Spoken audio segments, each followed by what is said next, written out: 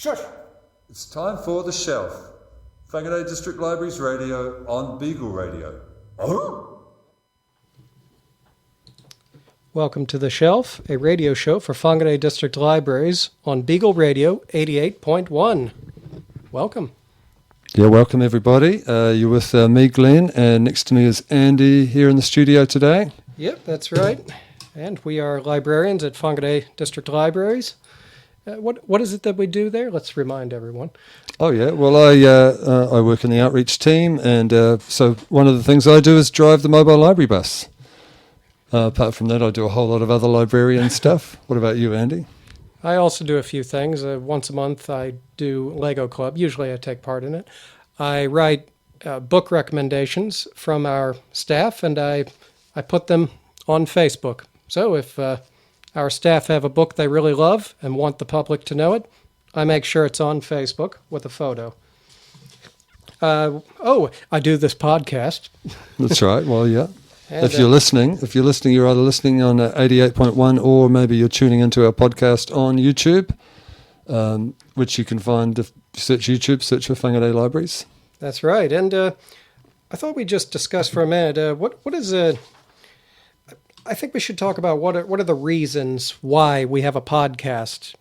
It seems like it's an unusual medium for librarians, but when you get down to it, it does make a lot of sense. Mm-hmm. Well, tell us what have you got in mind, Andy? Well, the director of LIANZA, that's the Library and Information Association of New Zealand, Aotearoa, the director said something at a conference in Christchurch. He said that librarians and libraries need to learn to toot their own horns a little bit more. And I've taken that to heart. What he means is, let's promote ourselves. Let's talk about our benefits in the communities. Because we don't just lend books, and we do not read all day, and although that would be lovely, but no, there's a whole lot more to the job than what people think. And no, we don't just shush people for talking. It's been a while since I've shushed someone. A while, yeah. Yeah, it takes a lot to get me to shush someone. They have to be quite loud. Yeah, and then generally there's not a lot of shushing that goes on in libraries these days. No, they're very active places. Yeah. But the three bullet-pointed reasons that I have for a podcast, and this can apply to any podcast at a library in anywhere in the world. One is you can have a more informed community, better partnership with other departments, and deeper connections with community organizations. So for better partnerships with other departments, that could mean that Glenn and we can talk to somebody from cataloging or acquisitions or collections. And luckily, all of these departments and collections have enthusiastic people involved in the podcast. That's right. It's a few of us that do this podcast, but we do love to call on the other talented librarians to speak about what we do in the library. Oh, definitely. Yes. Reaching out to other departments in our organization is very important. About the deeper connections with community organizations, well, we're right here at 116, so that's one organization. Creative Northland, we had Olivia on our show about 2-3 months ago. And then, of course, you can connect with local business owners and the businesses themselves. And our speaker later, but a spoiler alert, is a business owner in the area. And we could honestly talk all day about that. I think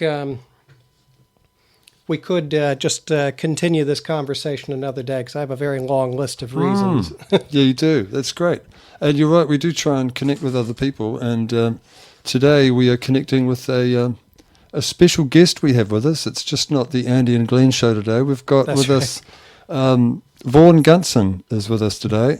Vaughan Gunson, as Andy mentioned, is a local business owner, which we'll get to. He's kindly come into the studio for a chat. That's right. And we're just going to get him set up in the hot seat about now. But while he's jumping into the seat,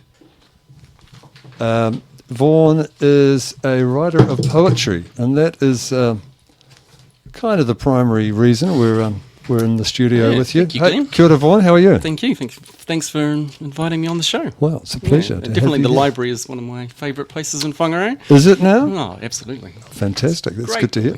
Well, what is it about the library that you like, or what draws you to getting the books. library? It's good. Yeah. And every time I put in a request for a book, that they seem to purchase it, which is lovely. So maybe I'm just choosing the right books, but yeah, that's really nice. Let me just set up this microphone quickly. And it's just a great space, I think, as well, architecturally. You kind of walk down those stairs from the second floor and you think you're really important. Kind of Yeah. descending and, you're that's nice. almost waiting for the crowd to kind of clap you down the stairs. So. It's a royal procession. Yeah. And that's what a library should be. Yeah, Cool. I wonder if that's what the architects had in mind. yeah Maybe. maybe. You're the first person that's ever said that the stairs make you feel good in that way, but that's Oh, really cool. going down? Yeah. That's good. I take the elevator up Oh, and then okay, just yeah. cruise the I stairs suppose if you down. work there, it's very good, but tiring. But No, yeah. not at all. No, that's Yeah. really interesting. Yeah. Oh, well, thanks for coming in today, Vaughan. Appreciate your time. And we've come, well, for a starter, to talk about your new book of poetry, or your recent book, which is called, and I love this title, Lunchtime Thoughts of a Gallery Attendant at the End of the World. Yep, a little bit of a mouthful, but yes. No, fantastic title. When did you publish this book? Self-published last year, and I'm doing another print run. So yeah, I'm just sort of distributing them really. I'm not sort of trying to get money from them really. So, but yeah, so we're making a bit of a push this year to get it through bookshops and get some reviews possibly. Cool. Yeah, so that's the Great. plan. Yeah. Excellent. So this helps, I guess. Yeah. So when did it come out? Was it late last year? Yeah, late last year. Yeah. Yep. And how did this? So the book called Lunchtime Thoughts of a Gallery Attendant at the Bottom of the World. How did this? We'll abbreviate that for the rest of the lunchtime thoughts. Yeah, okay. Lunchtime Thoughts. It is. I was going to see if we can turn it into an acronym, but Yeah, I'm yeah, not sure sure. if that's going to work. No, but I'd forget it. Yeah, we'd forget it. how did this book come about? Yeah, most of the poems were written actually 10 years ago, while I was sort of running the Jeff Wilson Gallery at North Tech. So I was sort of gallery coordinator there, I guess, at that time. So spending a lot of time sitting in the gallery alone with the occasional visitor, surrounded by art and white walls, and yeah. And at the time I was doing quite a lot of reading on climate change and all the sort of ecological challenges that the world faces, and and probably some deep sort of theorists, speculating on, what our future is really Right. on this planet. So, so those two things I think combined in a way to create the poems. And I just wrote them, and as you do, you kind of whatever reason you wrote poetry for, I don't know. Yeah. So they sat around for a while until I thought, I need to do something with these. Some of them were published. They were sent to a few places. One of them was published in the New Zealand Listener. Okay. Cool. I don't know, 5, 6, 7, 8 years ago. I can't remember Right. now. Yep. Okay. Because I found it very entertaining, the book of poems. They were fantastic. Some of them were funny, and some of them I could really empathise with. Working in a library must share some similarities with working in a gallery, I suppose. Yeah. As in, sometimes you can be in a quiet space, sometimes with no one or not many people. Yep. Mobile library would be another good example. I could be sitting in the mobile library somewhere waiting for people to come in, and you're left to your own thoughts.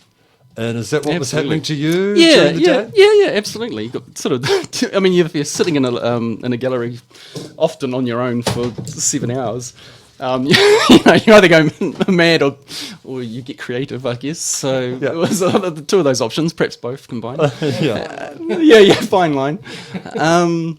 It definitely came out of that situation, that context. Yeah. Also, I was probably going through a little bit of a crisis of belief Right. I'd been at the North Tech for 12 or so years and probably was thinking maybe I needed to move on to something else. Okay. The art world perhaps, kind of wasn't doing, been to art school and been around the art world for quite a while, I guess. And so I think there was some thoughts going through my head about what my own future kind of decision making, I needed to make. So so there's all those things Mixed up, yeah. mix up. So I was going to ask, was there a theme to it? Because there seemed to be, I imagined maybe just with the title of it that it was all written during quiet times at the gallery. Almost. Just about all of them are. There'd be a few poems that I might have chucked in that came a bit later. Yeah. But sort of felt that they fitted within the because overall there's theme. a definite collection vibe going on.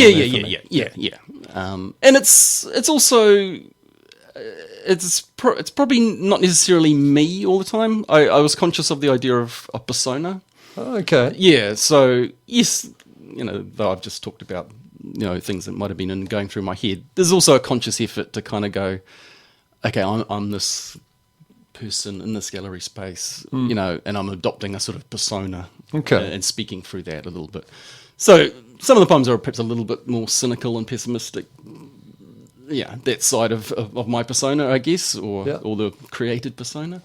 So it's not necessarily how I feel all the time. So to quote me, in a sense, what I've written as being something that I necessarily would say or believe. Yeah. Okay, take it with it. Yeah, right. Oh, that's interesting. Well, I was with you on many of some of the things. I was like, I know what you feel about that.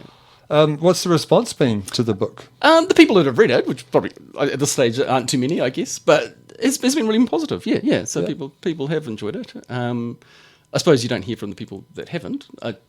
So, but those that have given me some feedback, it's been good. So.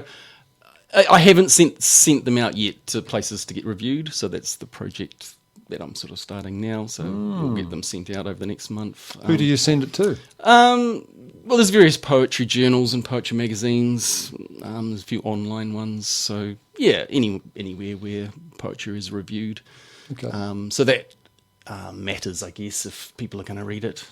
If you can get reviewed in Listener, for instance, would be great. Yeah. Not that necessarily will happen, but. And Landfall, obviously, is another one. We have that one in the library too, I think, don't we? That Landfall. And they have an online review site as well. Okay. So, and just send it out and see what happens, obviously. Is that an exciting time when you get to send it out? It is. It is. Also, you might get a review, which could be negative as well. So that can be a little bit sort of. Well, I would imagine that could be kind of a bit daunting sending out your poems. Yeah. I would think. Yeah. No, I mean, the fact that it's taken me 10 years is probably suggests some hesitancy. I think you should send it out. Yeah, absolutely. Cool. Hey, do you have a favourite one? Is there a standout poem that you love the most out of there? Or? I don't know if there's a favourite. No. But to me, it is a collection, as you sort of talked about. I think they gain a strength from being read together. I think there are some, perhaps some poems that do work on their own, but I think they gain something from the narrative, or they're all reading through them in the I felt there was kind of a narrative, but I imagine you didn't write them in that sequence necessarily. No, do you have to then? No, and that for me takes ages of constant jostling. Yeah. And there's a couple in there where I think, even now, I don't know, is that the right position for that poem? Yeah, right. Though that really matters to me. Because I'm imagining a reader, going through in order, and how are they where am I taking them on that journey? And what are the intervals or the highlights or the negatives or whatever through that journey, and how each poem relates to the one before. It's a bit like with a music album, isn't it? You're trying to take people on a bit of a trip. It's very similar to an album. Yeah, and the decisions that you make, where to put the songs, because they make a difference. Yeah. Even down to, you look at the subject content, the rhythm of the whole poem. Is that what you're thinking of? Yeah, it's more probably the subject content. Sometimes it's just simple things like sort of separating the longer poems, so they're not all together, because that can look a bit strange in a book if you put all the long poems all together. So I guess that's to do with the rhythm of the book in some ways. But it's definitely I feel there's a beginning to the book. I'm setting the stage, and then it moves through, and it gets a bit darker at times, but there's a bit of humour and a bit of a lift towards the end, perhaps. Yeah. No, I felt there was quite a lot of humour all through it. Yeah. But maybe I'm a cynical person. Yeah. And enjoying that sort of stuff. Yeah. It was fantastic. Are you comfortable to read one to Yes, us? sure. Yeah, Okay. Yeah. Would you like to? Yeah, no, I've got one pick that I thought I'd read. All right. Well, we'd love to hear it. Yeah, cool. So this one's called "I'm Not a Painter." So I'll give a bit of context as well, which gives a bit of context to the book as well, because there's a guy called Frank O'Hara, who's an American New York poet who worked, I think I get this right, for the Museum of Modern Art in New York. But he wrote quite a, reasonably sort of famous book of poems, which he called Lunchtime poems. Ah. Yeah. So part of the inspiration for this was that book. So he would go in his lunch hour, he would walk off around New York, and he supposedly wrote these poems on his lunch break. So I sort of quite like that idea. Oh. And one poem that he wrote was called "I'm Not a Painter," and he expresses some of his ideas about painting, amongst other things. So part of this poem is a kind of a response to his poem. Yeah. So it's called "I'm Not a Painter." I'm not a painter. I'm someone sitting in a gallery at the front end of the 21st century, at the back end of the end of an epoch. And I'm writing because the words just roll on from each other like this, and you don't have to wait for the paint to dry, and you're not left with a painting you have to put somewhere, in a gallery or in the home of a wealthy collector. Just words on a screen. And it's the end of the day writing this poem, which has nothing to do with my job, or perhaps everything to do with my job. Everything to do with sitting here, waiting for the next person to come in. Or thinking about what I need to do to organise the next load of art to be trucked in here. And all this is so mundane now, Frank. It must have been exciting to write about orange, or to paint sardines in New York in 1957, before it all petered out. Still, I have this wistful, envious nostalgia, and I'm hoping something good will roll out and onwards for a few more years, even decades. And I agree, there's many ways you can write about orange, if you don't think it's just a colour, but something you can ride on, kick about, poke your finger into, lick as well as suck. It's 10 minutes before 5, when the doors can be closed, and I can finally go home. But it feels good right now, every tap of the keyboard echoing off the gallery walls. It sounds like I've got something to say, and it needs to be said. Until it rolls no more, and the words are leaving like the cars that have started rolling past the gallery and out the gate.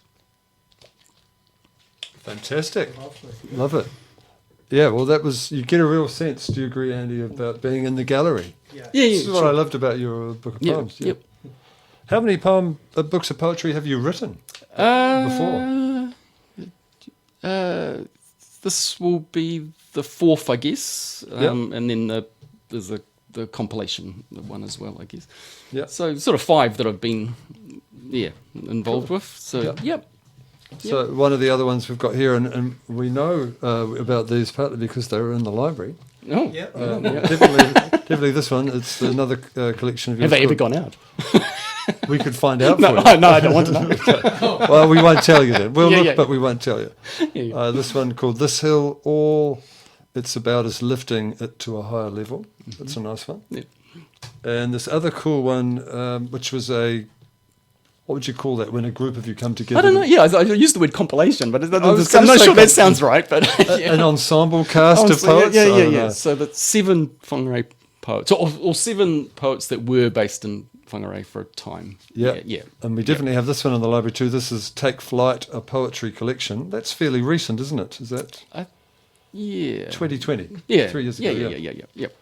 I've got this one, "Big Love Songs." Yes. That's a cool cover. Yeah, from a friend of mine. Yeah. You mentioned you went to art school. Yeah. What did you study in art school? I guess I was in the painting department, but yeah, so it was at AUT, Okay. 4 years. I got a bit conceptual. I Right. realised I wasn't a very good painter, Okay. so I had to work out what I might do. But yeah, I actually got interested in writing, so I did a bit of art criticism and at the time, and we set up a gallery in Auckland, some friends of ours, in our last final year, Okay. which went on to run for 15 or 20 years, I think. Really? Actually, after that. Were you running it? No. Some other people? It sort of had a revolving cast of people. Okay. Yeah, but a friend of mine, he lasted for a long time and kept it going with different Yeah. characters. Yeah. Okay. Yeah. Mm. So you've got a history of art galleries then. Oh yeah. Yeah. No, I've spent some time in them. Yeah, Okay. yeah. Yeah. Would you want to go back and work in an art gallery again? No, probably not. No, Okay. no. I think I got think that I've done. sense from the poetry book that maybe you were done with it. Yeah, I think you can move on. Some things in life you enjoy them, and then it's time to move on. Are you writing poems all the time? Yes, I tend to. They tend to sort of fall out of me a bit. Mm-hmm. Yeah, I keep telling. Sometimes I say, "I'm not going to write anymore." No, there's nothing more to say, or I've got nothing. And somehow they kind of sneak out. Okay. So What inspires you to write a poem? usually it's something that I experience that I think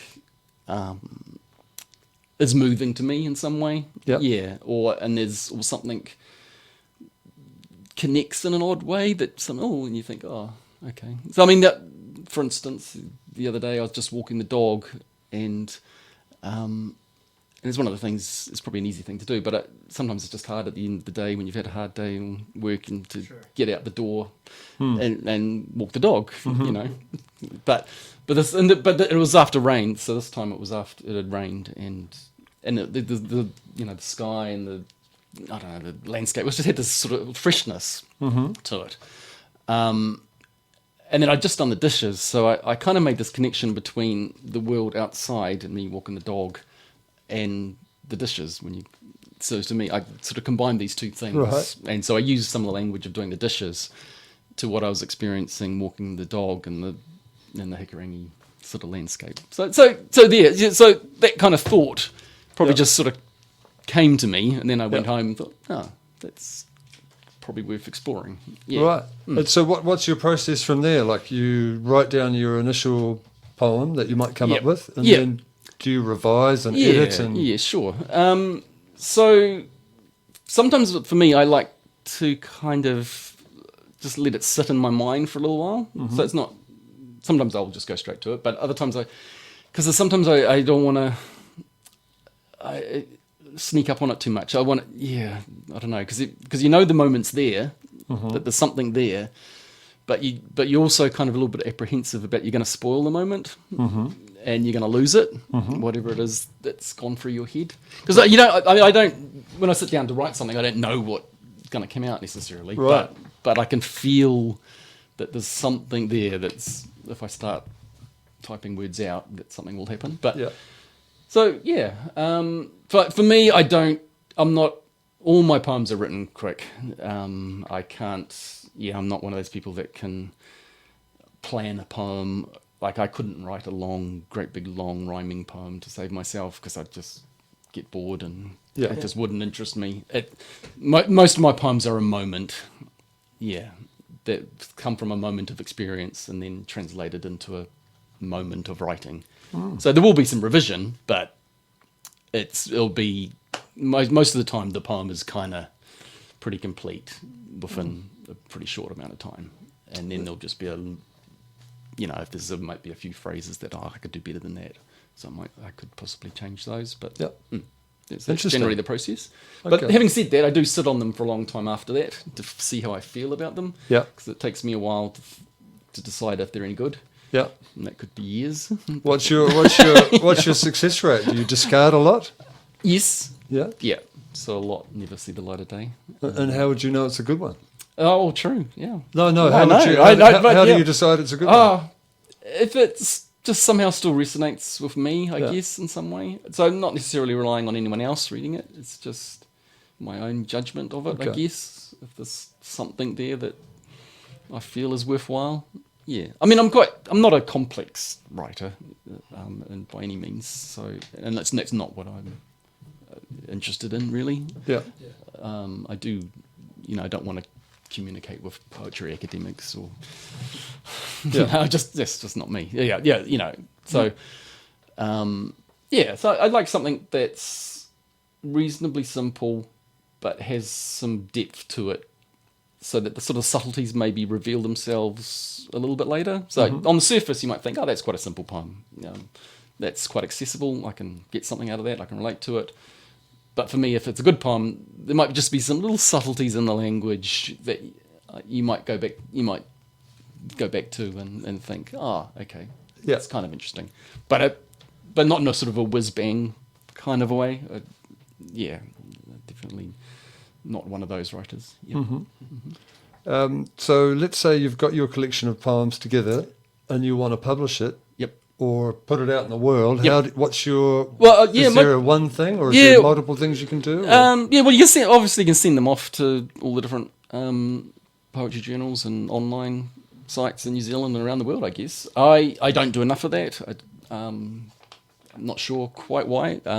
Probably just busy and having kids and life. It's something that both my kids have just now. My youngest son is off to university this year.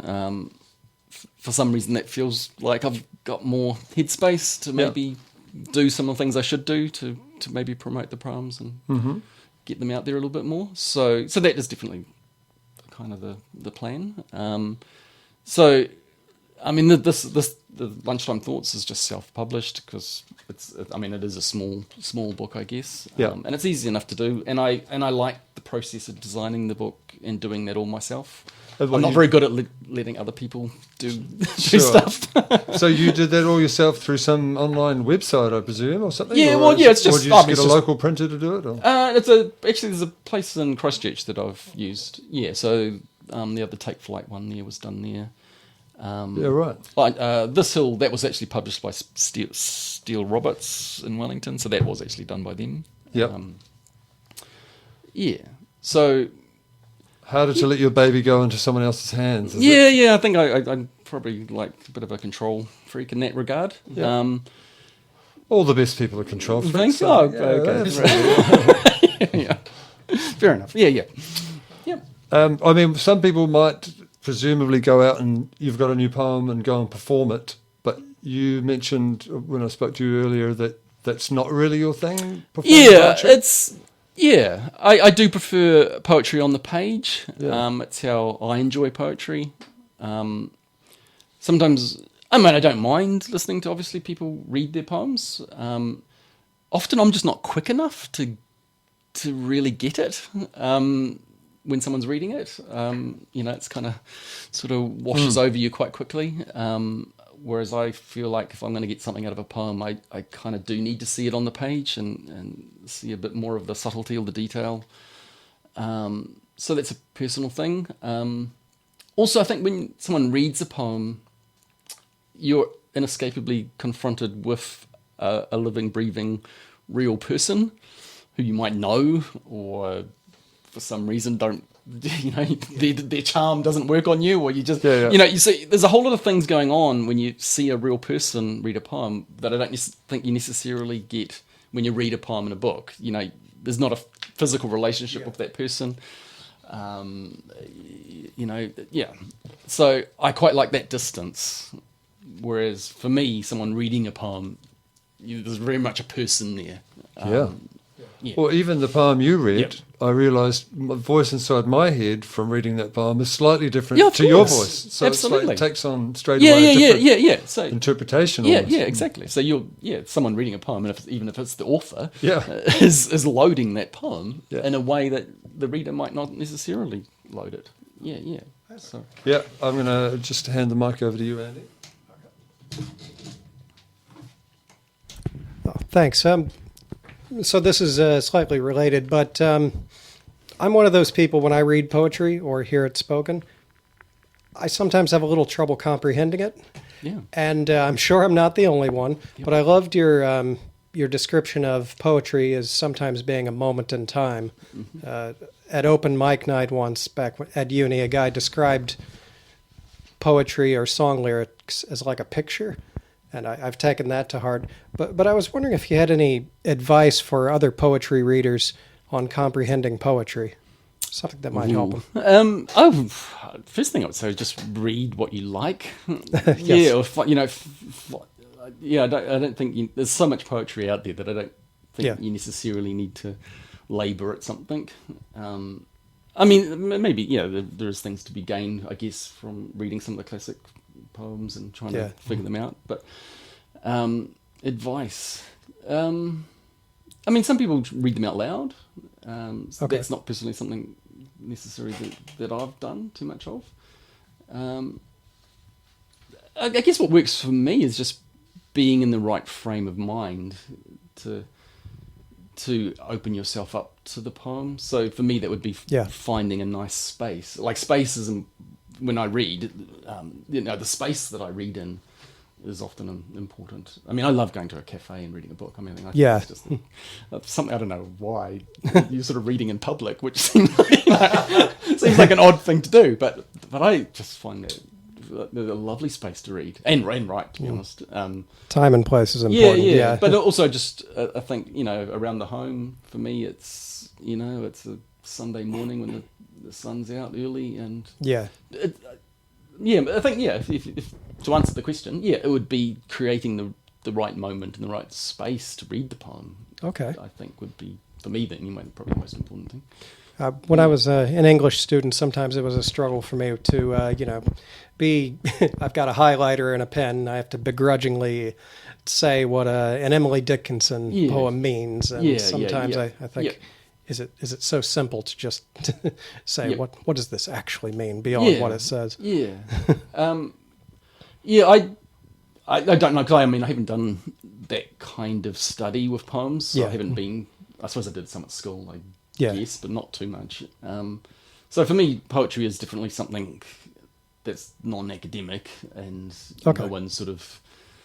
I haven't got any memories of people kind of, forcing me to decipher the meaning of Shakespeare, I guess. Yeah. So again, my poetry reading is just stuff that I like. I mean, I suppose one reason that I started writing poetry was I discovered a guy called Charles Bukowski. Yeah. The American Love poet. Him. Yeah. And he's quite simple, and he's a rogue, and it's entertaining, and he's got just lovely line breaks, everything sort of, which creates this rhythm, And he doesn't rhyme, and he doesn't use complex words, and so to me, and I just enjoyed, before I even had any thoughts about writing poetry at all, I just very much enjoyed, and if I came across his books, I bought them. And, and I just thought, this guy's great. That does get to one of my other questions about your inspirations, but I love Charles Bukowski. His books are brilliant. And again, one of the criticisms you can make of Charles Bukowski is that he never wrote any great poems.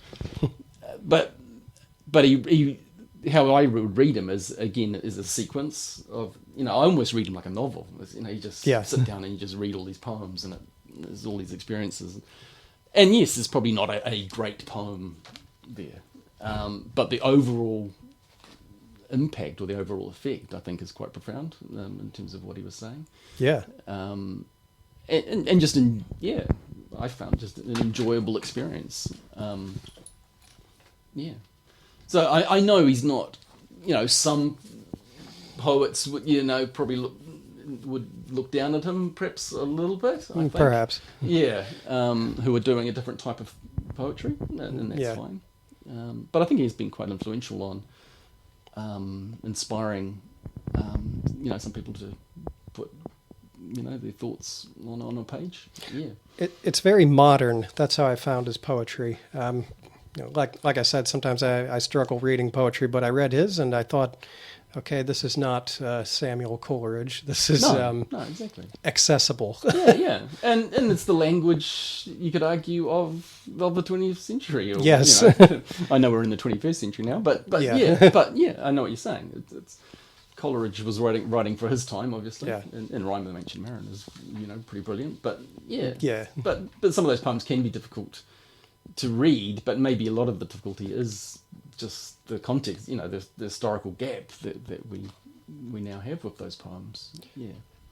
I hope this question isn't too literary, but so we've discussed Coleridge. We've heard of Romantics, Modernists, Postmodernists, the Beat generation. Where are we now? Is there a literary movement? I'm not the person to ask that one. Yeah, I have no idea. Perhaps it's too vast now. Yeah, I think it is. It's Yeah. like music. It's just everything's just sort of splintered. Yes. Yeah, I don't think you could put those kinds of labels Yeah. on it anymore. The isms. Yes. Yeah. But yeah, though having said that, what I'm interested, getting back to maybe some of the themes or ideas that were in my head when I wrote Lunchtime Thoughts, I think the world is in my kids' time is going to be transformed, and not necessarily in a good way. I think a lot of the institutions and structures and things that we take for granted in the modern world, I really don't think, and I'm not trying to sound like a nutter here, but I just don't think will last. And I think that will have effect on art as well. Yeah. So, I mean, I don't know if that art galleries, as they currently exist, are going to be around in 100 years. I think, once the fossil fuel kind of crisis or whatever starts to kick in, I think it affects so many things in our economy and government and community. That, funding of some of these things, I think, is going to be difficult and maybe not justifiable, maybe, And I think maybe it will be more sort of, grassroots people doing things in their communities around poetry, art, music, and maybe some of these centralised structures might not be around. I don't know. Okay. Well, that's an That interesting. could affect poetry. Yeah. Could do. So, yeah. Well, it could go back to the people, just in terms of people telling poems Yeah. to tell information. I don't know. Yeah. It could be community publications that and you're not so much focused on this idea of getting your poem out to a national audience or whatever. It might be quite happy to just be sort of a local thing. Yeah. Speaking of local, if you're a local poet in Whangarei, is there much of a scene of poetry that goes on? I'm probably not too involved in it at the moment, but yes, there is. So Pete Newland is a key person who organises some get-togethers and some poetry reading. Yep. So he'd be a person to contact. And there's definitely some writers out there that would be writing poems and contributing to different things. Yep. So Pete puts out a publication that comes out maybe twice a year called Fast Fibres. Yep. So if there's anyone who is writing poems, I think he's more than happy to receive poems to get published in that. So that's probably the main thing that's happening. Sure. Yeah. Okay. So people should just probably jump online and search for Pete Newland, which is PIET, Yeah. and Fast Fibres. Yeah. Yeah, and we've got those books in our library as well, if you Sure. want to come and have a look at them. Hey, thank you so much for your time today. Before we let you go, we're going to play a song you've requested in a minute. But just can you tell us briefly about your shop, Vine Street Vinyl? Yeah. Well, it's an accident, a happy accident. Right. So me and my partner, we run Kiwi Cakes on Vine Street, and we moved down there sort of just before COVID hit from Carmo, and so I had a bit of an office there that was in a state of disrepair, and I also had a record collection, too many records I've bought over many decades. So I just started selling to raise a bit of money, started selling some of my own collection, and people just keep walking in the door to buy them because I put a sign out front. And then some record distributors contacted me because they thought it was really funny that someone was selling records in a cake shop. Right. And they sent me their wholesale list. So I thought, okay, I can buy all these records and sort of sell them. And Okay. So I've turned my office into a record store, I guess. So it's been as a sort of proper looking record store. It's been functioning for a year. And Right. And it seems to be working. People are just really enjoying having a place to just browse physical product, vinyl and CDs in Whangarei, which wasn't here before. Warehouse got rid of their CD and record collection, so there's no one in Whangarei that was selling records in a physical store. There's a few. There's the Badger and a few other people doing things, but. Yeah, so the response has been really great, and I'm really enjoying it. Just the people that are coming in. And I was going to ask you about that. I wondered if there were some similarities between working in a record shop and working in a gallery. I think so. Yeah. And when is the Lunchtime Thoughts of a music shop? I know. Going to come out. Yeah, that has crossed my mind. And definitely. Yeah, there's scope for responding to. I've always perhaps. The idea I have had, which relates to that, is somehow writing poems in response to songs or albums. Yeah, and just a book of poems, which was almost just a direct response to particular songs. I'm not sure what that would That's look a cool like. idea. But that's something that's has percolated for a while. Whether I'll ever do it, I don't know. But Well, it's a good thing to percolate on. So, it's a cool space you've set up there for the record shop. It's looking really cool. Yeah. So that's upstairs in the Kiwi Cake shop, Vine Street Vinyl. I encourage you to check it out. Have you been and had a look, Andy? I have. I actually bought a CD there. I haven't listened to it yet, I admit. I think it was John Lee Hooker. Oh, very good. Yeah. Very good. Nice. Oh, that's fantastic, Vaughan. Good luck with your record shop and your publishing further your Lunchtime Thoughts book. Yeah, well, thank you very much, Glenn and Andy, for inviting me along. you. Yeah, Awesome. thanks so much for your time. Now, you've chosen a song for us to play. I believe, or you've just stepped away from the mic, but can you tell us a bit about who you've chosen? I've just chosen a track from Troy Kingi's latest album. I think that's the one we're going to play. Yeah, so I've just been enjoying it in the record store. It's mainly an instrumental album. Have you got it on vinyl? Yes, I've got it on vinyl. Yes, yes. It's one of the problems I've found running the record store is there's a lot of stuff that ends up at home. So yes, so my record collection is growing. So which is probably not quite the strategy, but I thought that the purpose was to reduce your record collection. So you started a music shop, and now have you been reading the book High Fidelity or watching the movie? I watched the movie. Yeah. So. I do sympathise with the idea that you. Sorry. Yes, sorry. I was speaking to the microphone. Someone was telling me a story from that book where, and I can't remember it from the movie, but that he would basically refuse to sort of sell certain things to people. So, That was I kind of Jack Black's character. Oh right. Yeah. Yeah. So I kind of sort of people wander in asking for.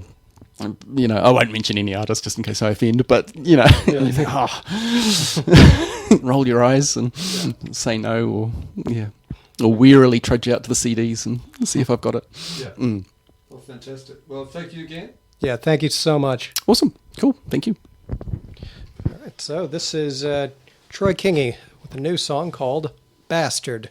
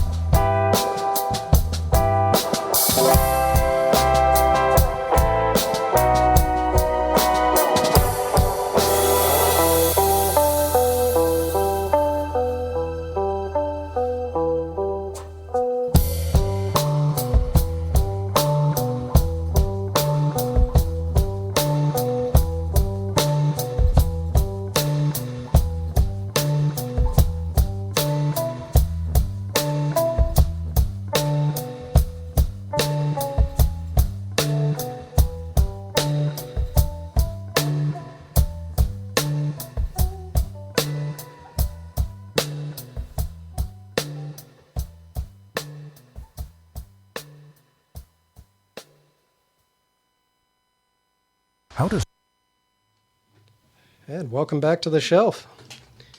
That was Troy Kingi, and I've never heard that song. I have not heard the new album yet, but that was a privilege. Yeah, I'm not sure what number album he's up to. I know he's trying to do 10 in 10 years. Yeah. We were talking while the song was playing. We sort of think it might be number 7, maybe number 8. Not sure, but we need to fact check that one. We'll fact check that definitely, but it was brilliant. Next, I'd like to make a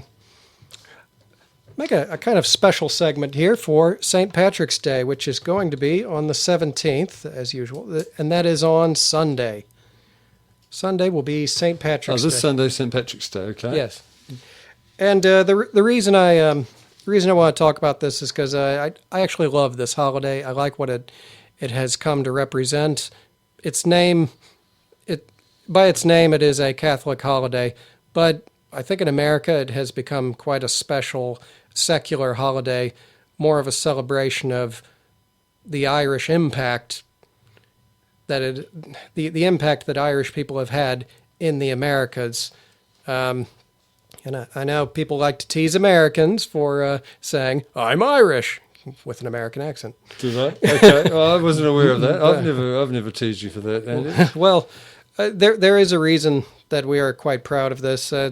Millions of Irish people came to the Americas, especially the United States, in the 1800s, and they all arrived around the same time. So it is significant to us. And, in my family, my great-grandmother arrived in the United States in the early 20th century. I'll briefly tell the story because there's some details that aren't clear. She came from Galway. We do not know her birth date, her birth year, and I doubt she knew either. She traveled to America with her younger sister. She was a child. The story I heard from my grandmother was that she was 12 when she arrived in America, and another story I heard is that she was actually 18. So she might have lied about her age, but nevertheless, she's quite young and traveling alone. That means she must have really needed to get out. The ship register that I saw said that she was a servant and that she was literate, and that's about it. There isn't much else I know, but there are photographs, and I know I could call my uncle and ask for some clarification. He's a bit of a genealogist. My dad, too, could tell me a bit. But for me, I like the holiday because it makes me remember my family's immigrant story, but it also reminds me Irish culture is important to me. The poetry, the books, the music. I love the music. And the past few years, there's been some great films coming out. The Nightingale, it's also an Australian film, and lately Banshees of Inisherin. Did I say that correctly? I'm not sure. No, that sounds sounds good enough to my untrained ear. Hey, well, just going to jump in. Have you noticed a difference in the way New Zealanders celebrate St. Patrick's Day versus Americans? Well, honestly, I think there is a difference. I think Americans, it was mainly when I was at school, we all wore green to school, and if you didn't, the other kids would pinch you. Really? Yeah, so that's... I have no idea how that started. Okay.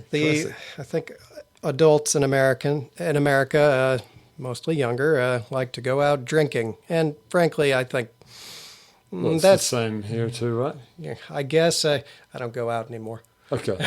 But that kind of plays off some harmful stereotypes. I suggest you do some research this Sunday, Andy, and just do some shelf investigative journalism.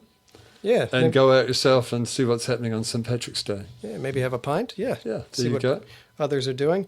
But I have some poems here that I'd like to feature. The first one is an incredibly old poem from, I think, what is the year? The 9th century. And the poem is called Whangarei. It's a sweet poem because it's just a monk writing about his cat. So From the 9th century. yeah, people haven't changed much. He he liked the monk in the poem. He loves his books and he loves his cat. It's a sweet poem. All right, you're going to play that for us now? Yes, it's going to be in English and its original language too. All right, let's hear this. This is one of the best loved poems, early Irish poems. It's from the late 9th century. And it's about a scholar and his cat. And I'll read it to you first in Irish and then in English. Misha agus bangar bán, ceachtar nahar fria san bán. Bí a manmasan trí shelig, miu menma cain im shan chead. Carinse fós fer cach clú, uk ma labran leir ignu. Ní fuim teach frim bangar bán, Carid Keshen amach Gadan. Myself and Pangar, my white friend, each bent upon his special trend, hunting occupies his mind, while in my craft I solace find. I'd rather than the praise of men peruse my books and ply my pen. Pangar does not grudge my choice. He loves to hunt these little mice. And that was Pangerbon, and it's a sweet poem.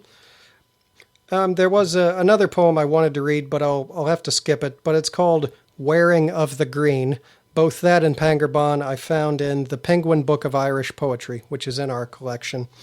Also in our collection, we have some modern literature. The best-selling book last year, the one that was just huge, was by Lucinda Riley. Well, actually, it was by her son. Lucinda Riley is an Irish author. Sadly, she passed away a couple of years ago. But the Seven Sisters series is just massive in our collection. The books are constantly moving. So lots of people have been coming over the past 4 or 5 years, would it be, for that series, the Seven Sisters series? Sounds about right, yeah. It's been one of those books that if you want to read it from the library, you'd have to put a hold on or place a request and then wait a few months at least to get a copy, even though we've got probably 10 copies of each book that are constantly out to other people. Definitely. And the other authors that are quite popular are Sally Rooney and John Boyne. I see John Boyne moves around quite a lot. He wrote The Boy in the Striped Pajamas. Yeah. And Sally Rooney wrote Normal People. I have not read that one yet. My favorite would be Sebastian Barry. He's a great author. He wrote Days Without End, which is almost like an epic Western, but I'd say the book's a bit... it's very poetic. It's a very beautiful story. It's a very tragic story, too. And then, of course, we've got the poetry of Seamus Heaney. I hope I said that correctly. Heaney or Heaney. And then we've got the classics, Oscar Wilde, James Joyce. Those are the ones that I'm thinking of right now. And of course, probably my favorite. His books are very funny, Roddy Doyle. He wrote The Commitments. Yeah. And That's fantastic. Two for the Road was my introduction to Roddy Doyle. It's a book with these two grouchy old men sitting at the pub talking about the news, mostly, covering things from dead celebrities to the Ice Bucket Challenge, remember that? And other current events around the year 2018. Okay. So he's worth checking out, Roddy Doyle. And if people like the sound of any of these books you've talked about, Andy, what should people do? You should search the author on our catalog or search the title of the books and click on Place Hold. And you can do that from the comfort of your home or on your mobile. If you would not like to do that, you can call the library and just ask us. Yeah, so if you want to do it yourself, you go to our library website, Whangarei Libraries, search it up and go from there. And it's fairly straightforward. You need to be a library member, have a library card. But if you don't have one and you want to get one, it's free. So come in and see us or visit the website and make a membership online. Yeah. Ask us and we can help. Absolutely. Hey, well, we've had a great time. That was fun talking to Vaughan today. We it was great. enjoyed that. It was really interesting. And we're going to finish up with an Irish song in memory of Shane McGowan, who passed away recently. We thought we'd play a Pogue song. This one is called Sally McLennan. Nice little short one. And that will finish up our show for today. Thanks for tuning in, everyone, to The Shelf. Yes, thank you, everyone. If you want to check it out, if you're listening on 88.1 FM on Beagle, you can find us on YouTube. If you do find us on YouTube, please remember to like, subscribe, send us a comment. We'd love to have some feedback. Yes, thank you. All right, see you next time. Early morn, he sold the souls of psychos and the men who had the horn, and they all looked very happy in the morning. But Jimmy didn't like his place in this world of ours, where the elephant man brought storm in his necks and he had too many powers. So I'm sad to see the grieving of the people that I'm leaving, and he took the road for God knows in the morning. We walked him to the station in the rain, we kissed him as we put him on the train, and we sang him a song of times long gone, though we knew that we'd be seeing him again. Sad to say I must be on my way, so buy me beer or whiskey cause I'm going far away. I'd like to think I'll be returning when I can to the greatest little boozer and to Sally McLennan. The years went by and times have changed, I grew to be a man. I learned to love the virtues of Sid Sally McLennan. I took the cheers and drank the beers and crawled back home at dawn. I ended up a barman in the morning. I played the pump and took the hump and watered whiskey down, and took the booze and horses to the men who drank the brown. I heard the sight of Jimmy's making money far away, and some people left for heaven without warning. We walked him to the station in the rain, we kissed him as we put him on the train, and we sang them a song of times long gone, though we knew that we'd be seeing them again. Sad to say I must be on my way, so buy me beer or whiskey cause I'm going far away. I'd like to think I'll be returning when I can to the greatest little boozer and to Sally McLennan. When Jimmy came back home he was surprised that they were gone. He asked me all the details of the train that they went on. Some people they are scared to croak, but Jimmy drank until he choked, took the road for heaven in the morning. We walked him to the station in the rain, and we kissed him as we put him on the train, and we sang him a song of times